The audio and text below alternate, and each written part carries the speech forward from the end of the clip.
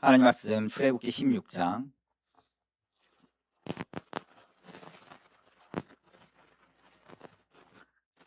1절부터 5절까지의 말씀 한 절씩 교독하겠습니다.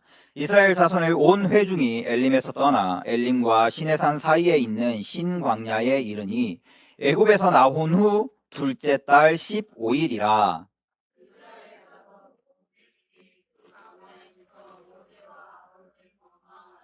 이스라엘 자손이 그들에게 이르되 우리가 애굽 땅에서 고기 가마 곁에 앉아 있던 때와 떡을 배불리 먹던 때에 여호와의 손에 죽었더라면 좋았을 것을 너희가 이 광야로 우리를 인도해 내어 이 온 회중이 줄여 죽게 하는도다.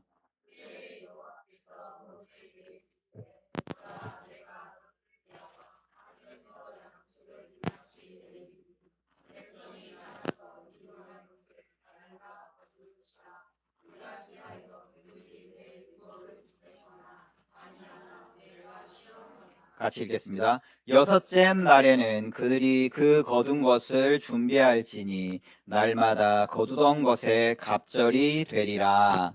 아멘. 이스라엘이 엘림을 떠났습니다. 그 엘림은 물이 가득하고 그리고 쉼이 있는 곳이었지만 거기에 머물 수는 없었습니다. 이유는 너무 간단합니다. 왜냐하면 아직 목적지에 도착하지 않았기 때문입니다. 이 16장과 17장에 이어지는 이 말씀은 그 여정에 관한 이야기라고 할 수 있습니다. 그냥 지나가던 길에 일어났던 이야기가 아니라 하나님이 그 지나가는 길 가운데 특별히 이 말씀을 기록한 것은 우리 또한 하나님의 나라라는 목적지를 향하여 나아가고 있는 자들로서 우리가 걸어가고 있는 이 길 가운데에 우리에게 일어나는 일을 하나님이 기록하셔서 우리로 알게 하신다라고 우리가 생각해 볼 수 있는 겁니다. 우리가 잘 아는 만나 이야기입니다. 오늘부터 한 2시간에서 3시간, 길면 4시간 정도 이 만나에 관한 이야기를 나누어 보려고 합니다. 애고에서 나온 지 2달입니다. 그리고 먹을 것이 떨어졌습니다. 광야길을 가고 있으니 그 환경이 녹록치 않죠. 그래서 백성들이 원망하기 시작합니다. 뭐라고 하냐면 우리가 애굽 땅에서 고기 가마 곁에 앉아있던 때와 떡을 배불리 먹던 때에 여호와의 손에 죽었더라면 좋았을 것을. 백성들은 척박한 광야에 있으니까 지금 배가 고프고 그리고 현실적으로 괴롭고 어려운 가운데 있습니다. 우리가 생각하기에는 단순히 이제 배가 고프니까 아니면 환경이 괴로우니까 불평하는 것처럼 보이는데 성경 말씀을 보면 이것은 단순히 먹을 것이 없으니 먹을 것을 달라는 그런 요구가 아닙니다. 이스라엘 백성이 뭐라고 얘기하냐면 애굽에 있었으면 좋았을 것을 이라고 이야기합니다. 애굽에 있었으면 좋았을 것을. 이 말은 결국 무슨 뜻이냐면 우리가 구원을 받은 것이 정말 좋은 일인가? 라는 겁니다.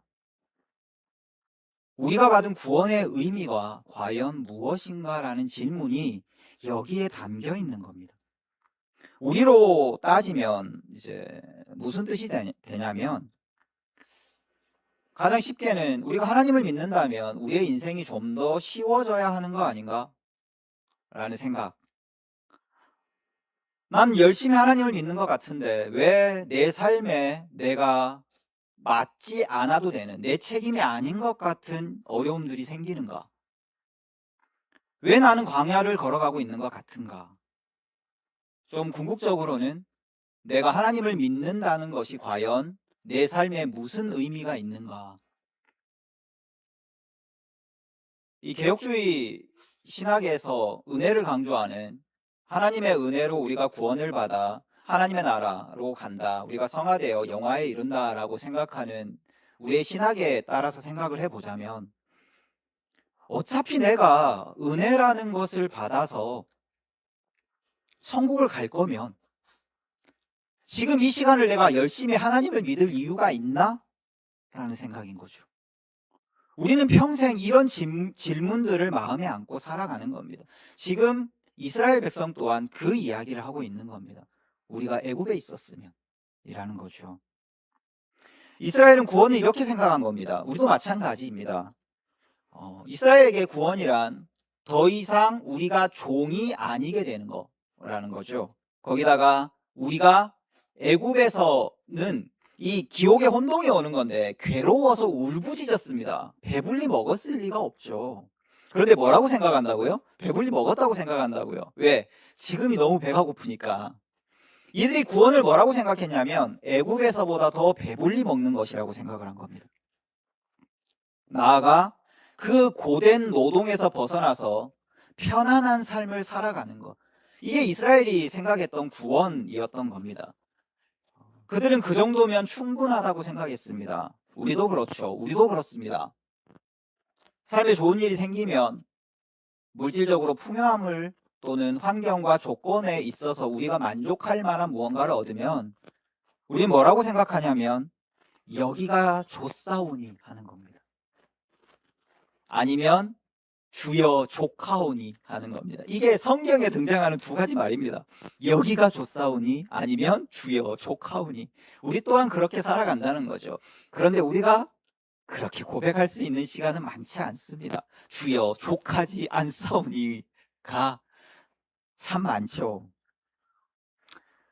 하나님께서 우리에게 생각하신 구원의 목적과 우리에게 요구하시는 하나님의 신적인 바램, 우리를 향한 하나님의 바램은 이스라엘이 생각하는 것보다, 우리가 생각하는 것보다 훨씬 크고 깊습니다. 그래서 하나님이 이 백성에게 만나를 주십니다. 우리는 이제 보통 만나 사건이라고 하면 우리의 궁핍감 가운데에 하나님이 그런 우리를 그냥 놓아두지 않으시고 우리의 필요를 딱 맞게 채워주신다라고 이제 이 만나 사건을 이해하고 그렇게 배워왔죠. 물론 그 뜻을 담고 있는 것 또한 맞습니다. 하나님은 우리의 공급자시고 아버지시니 우리에게 가장 좋은 것들로 채워주십니다만, 그런데 문제는 뭐냐면 우리가 우리에게 가장 좋은 것이 무엇인지 모른다는 겁니다. 그래서 우리는 항상 불만을 가지게 됩니다. 하나님이 이 만나 사건을 이스라엘 백성에게 주시고 이 사건을 기록하신 것은 우리의 기대와 다릅니다. 신명기 8장을 보겠습니다.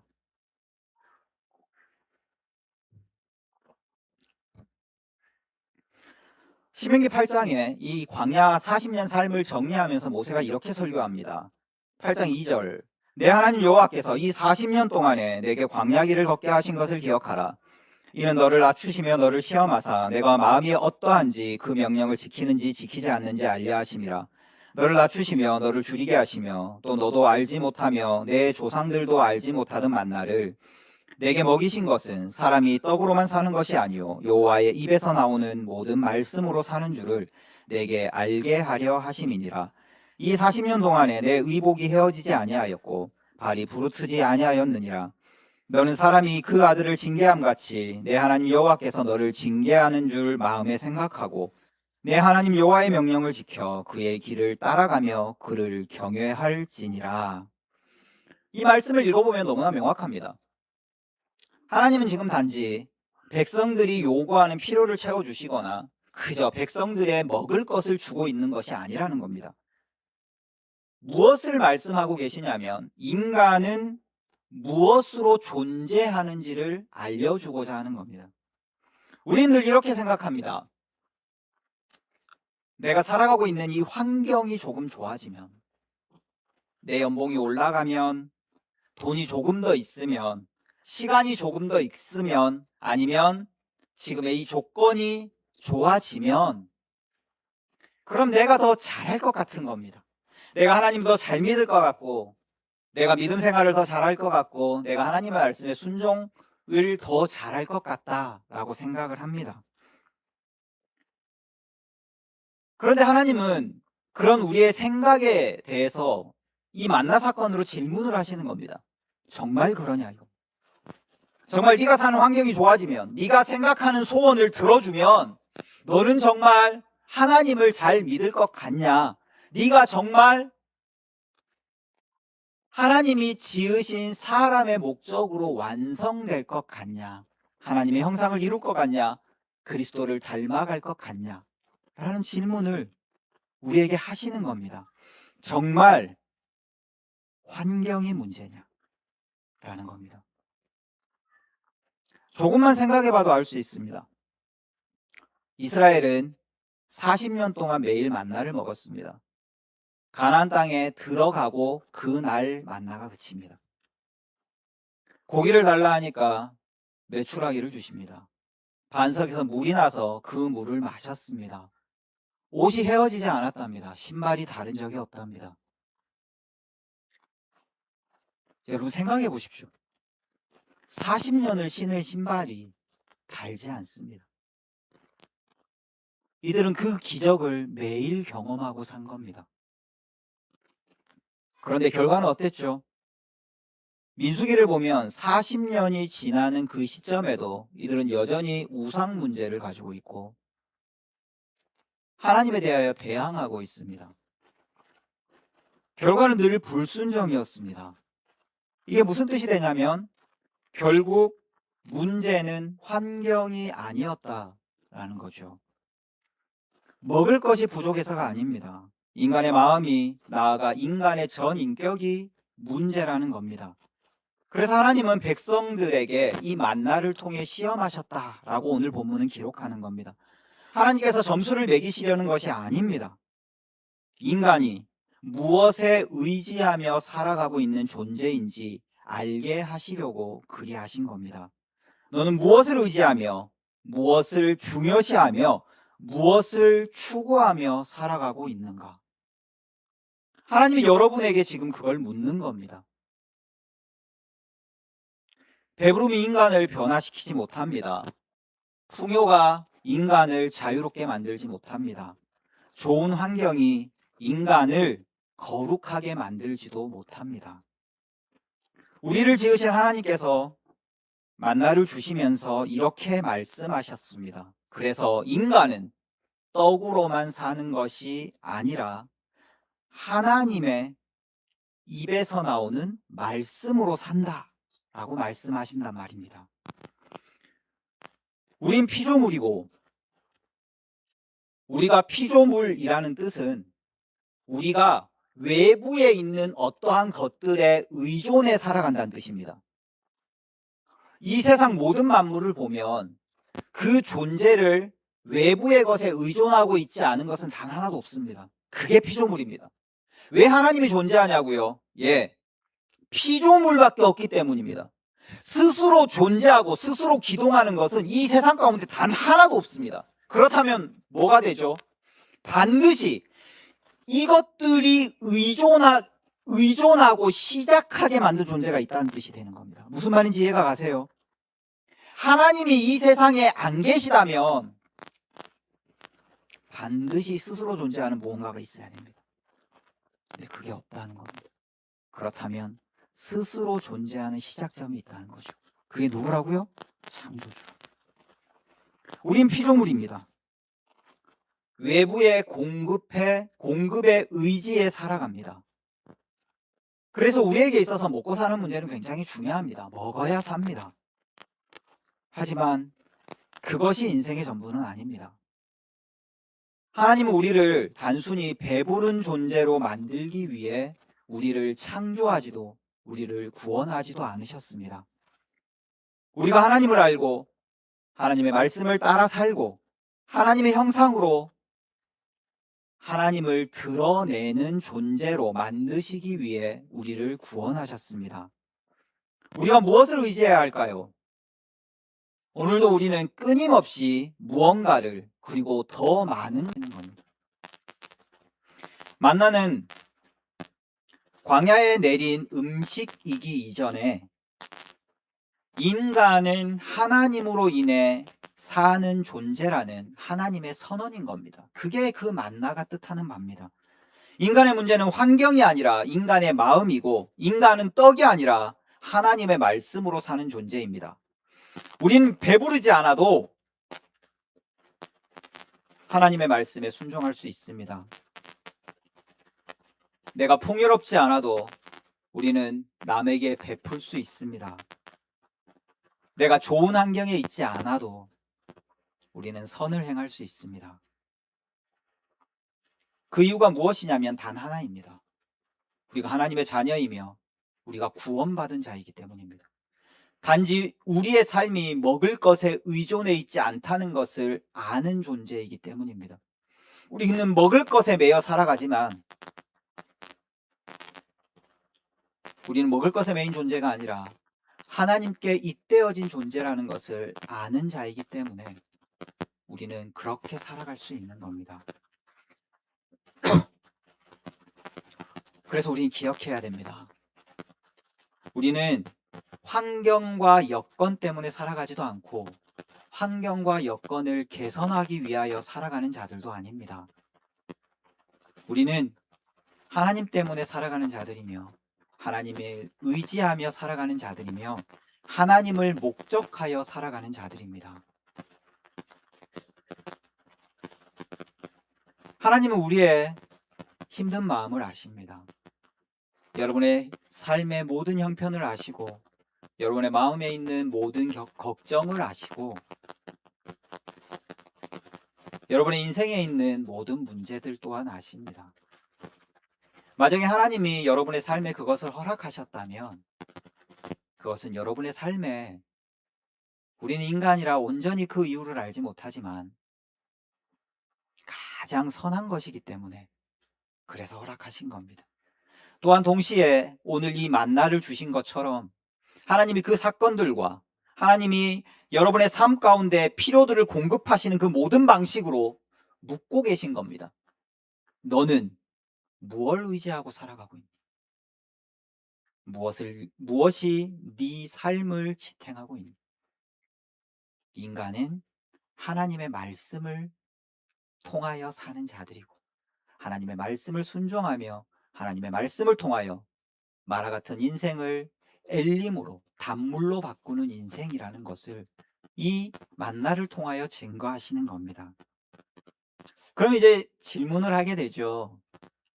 그렇다면 하나님의 말씀을 따라 사는 삶이란 과연 무엇인가 하게 되는 겁니다. 그런데 이건 쉬운 문제가 아닙니다. 쉽게 말하면 지금부터 일어나는 출애굽 과정 이후에 일어나는 모든 과정이 바로 하나님의 말씀에 잇대어져 살아가는 것들입니다. 한 문장으로 요약이 되지도 않습니다. 모든 일이 오늘 좀 이상하네요. 그죠? 잠시만요.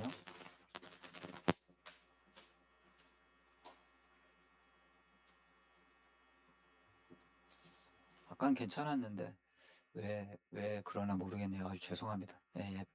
예배 끝나고 다시 한번 점검을 해볼게요. 모든 일에 우리는 하나님의 자녀로서 하나님의 말씀을 통하여 우리의 삶을 분별할 수 있어야 됩니다. 그래서 이 위에 주의 말씀에 의지하여 살아가는 그런 삶에 대해서는 우리가 다음 시간, 그 다음 시간, 그리고 이 출애굽기를 설교하는 모든 시간을 통해서 말씀을 드릴 겁니다. 다만 하나만 기억하십시오. 우리는 먹을 것에 매여 있는 자들 같지만 우리의 주변 환경들이 우리의 인생을 결정하는 것 같지만 그렇지 않다는 겁니다. 우린 배부르지 않아도 주의 말씀으로 살아갈 수 있습니다. 그러한 삶의 실천이 이 한 주간 여러분의 삶 가운데 충만하길 기도드립니다. 기도하겠습니다. 아버지, 우리가 아버지를 의지하여 기도하며 살아갑니다. 아버지께서 공급하시는 것들을 통하여 우리가 살아갑니다. 우리의 입에 들어오는 먹을 것을 통하여 우리가 살아가는 것이 아니라 하나님의 입에서 나오는 말씀으로 살아간다고 하나님이 우리에게 말씀하십니다. 아버지, 정녕 그러합니다. 연약한 우리의 삶이 주의 말씀을 통하여 달아짐을 우리가 고백합니다. 아버지, 그러하니 우리가 어떤 상황 가운데 있을지라도 주의 말씀을 의지하며 주의 말씀을 순종하며 우리의 이 쓴 인생이 달아지는 역사를 경험하는 누리는 주의 자녀들 되게 하여 주옵소서. 우리를 억누르는 모든 것들이 우리의 삶을 결정짓지 못하다는 것을 우리의 시간을 통하여 깨닫게 하시고, 그리하여서 우리의 삶을 통해 매일매일 한 걸음도 아버지를 향하여, 아버지를 통하여, 그리고 아버지를 닮아가는 그러한 자녀들이 되게 하여 주옵소서. 살아가는 모든 시간과 모습을 통하여 거하는 모든 곳이 복되게 하시고, 우리의 모습을 통하여 하나님을 증거하는 우리의 소명을 감당하는 자녀들, 해울교회 성도들이 되게 하여 주옵소서. 지금은 우리 주 예수 그리스도의 은혜와 아버지의 사랑하심과 성령의 교통하고 역사하심이 먹을 것에 매이지 아니하고 하나님께 잇대어져 하나님을 의지하며 하나님을 사랑하며 하나님을 향하여 살아가는 사랑하는 해울의 모든 성도들의 머리 위에 지금부터 영원토록 함께 있을지어다. 아멘.